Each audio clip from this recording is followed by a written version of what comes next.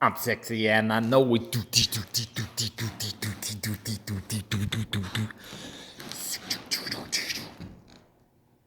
Hello there, people. Trying to show you my sexy legs. My big blown up calf muscles. Cause I just got done running.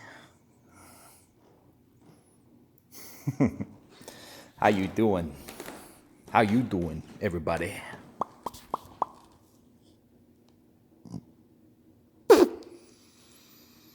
Ew. That's mouth.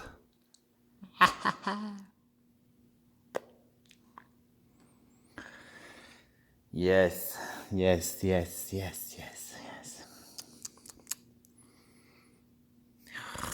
Who's a good boy? I am. Anyway, let's see if we can figure this out here. Trying to.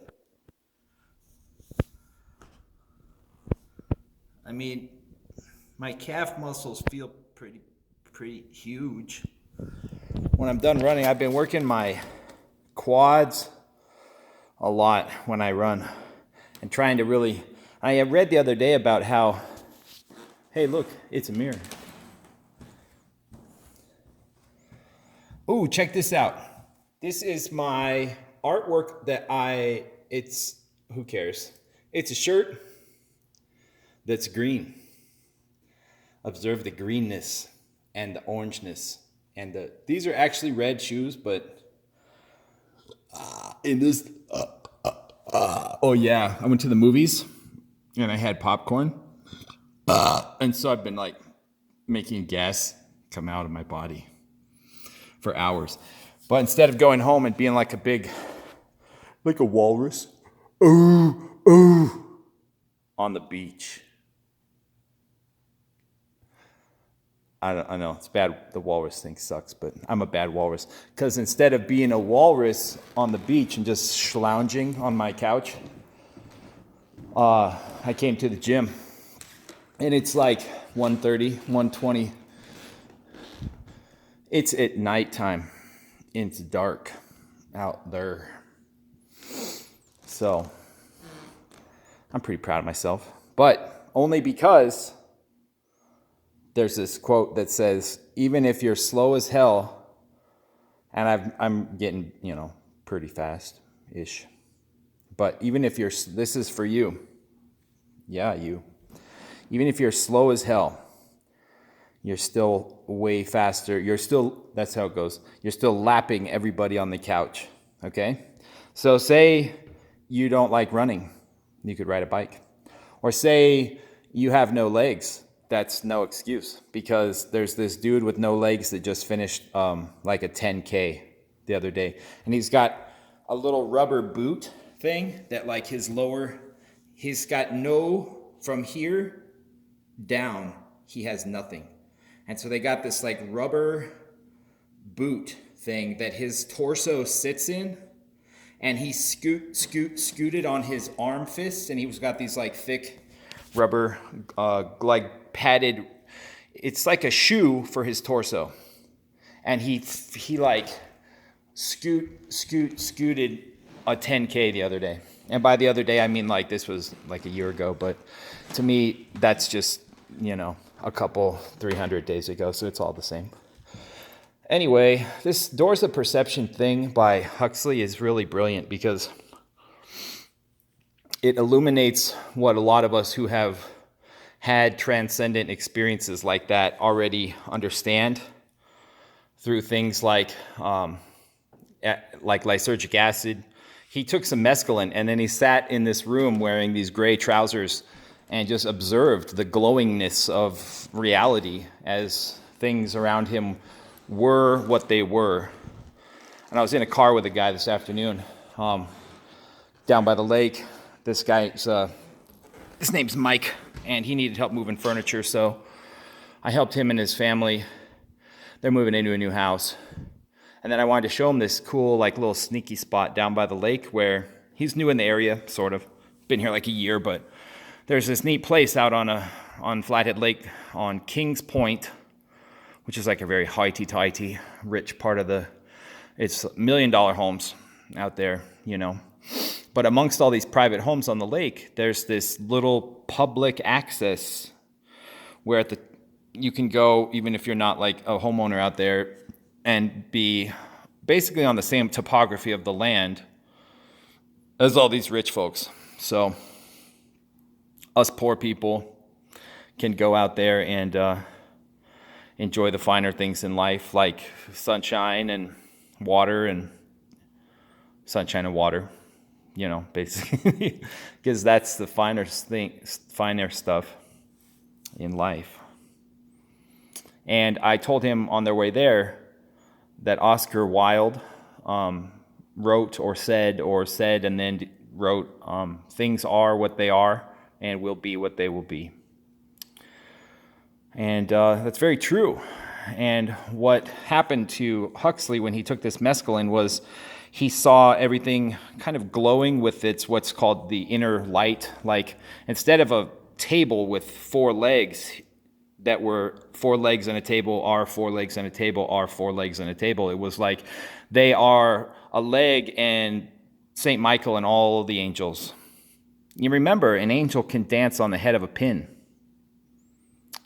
So as soon as you start to transcend the commonplace boundaries of spatial and temporal, which is time-related, temporal relationships, when you step outside the normal bounds of, hey, there's a thing and how far away am I from that thing and where's it going and what's it doing, instead of just allowing that thing to be itself, like a weight machine or a chair or the pleats in your pants. And what happens then inherently is that you find the beauty in commonplace little infinities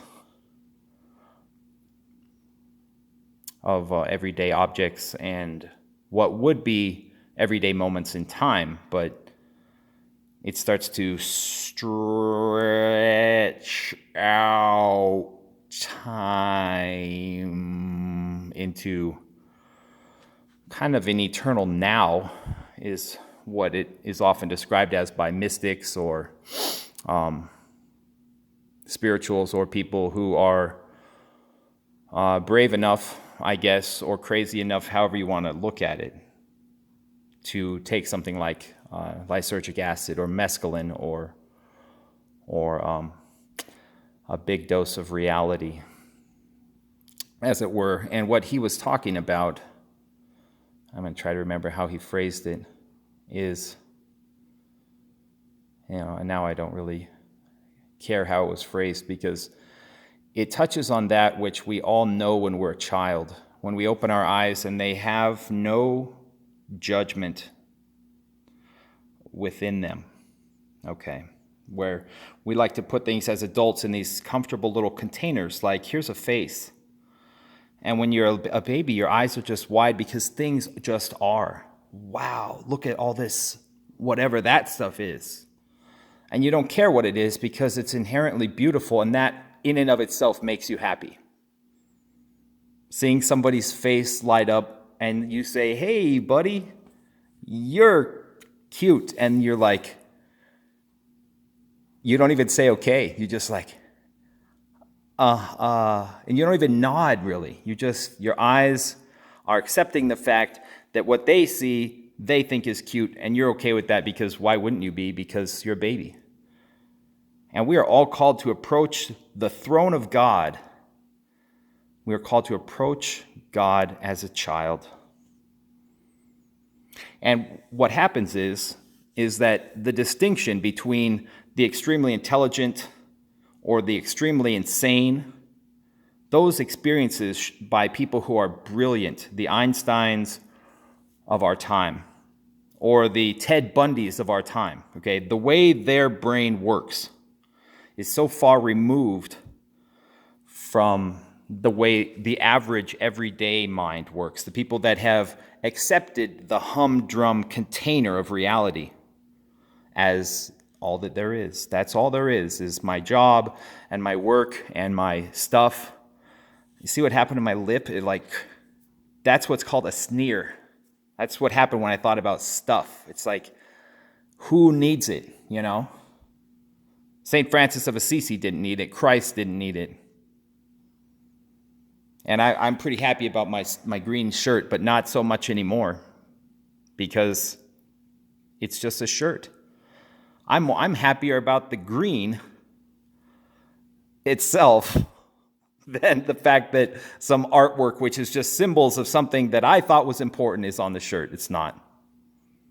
And I'm here to tell you, there are things more important in this world than the things we are told are important by society. The conditioning that we receive when we turn on the television and we're told to want, we're encouraged to want a new Toyota truck. We're encouraged to want a Burger King hamburger or some new designer drug that's designed to control in some facet our reality, even if that reality is high blood pressure, even if that reality is cancer or diabetes or whatever. And I know that sometimes people get into situations where they feel like they need these things. But what is it that leads you to diabetes in the first place? What is it that leads you to high blood pressure? If you are accepting of the reality that is you and the world that inherently you move through, then what do you have to be so anxious about? What do you have to spike your blood pressure about? What do you have to be worried about, really, when it really comes down to it? What are you so afraid of? You're crazy. You're crazy for being afraid. And in that, you are more insane than Ted Bundy. And you're certainly not as brave as someone like Albert Einstein to see with the eyes of a mystic. And that's, I guess, what I'm here to encourage you to do, in as much as I can, is encourage you towards the bravery you so crave, that you're built for, okay? And it's not that you're not brave. Everybody experiences these things sometimes. But I'm encouraging you to be that brave all the time. Every moment. And allow yourself to stretch those moments out instead of being so freaking hurried all the time that you can't breathe or think or know anything. Where you live in a world where nothing is certain. You're not even certain about who you are, let alone anything else. You're always trying to change it. You're trying to change everything around you and try to control everything because you're so stuck. You're immobilized instead of just moving. And if something else is not moving, then who cares that book over there is there, or that weight bench or whatever. And then when you get up, oh boy, this limitless potential that God has given you will start to unfold within your very existence. Good luck. Because there are things in this life that are worth knowing.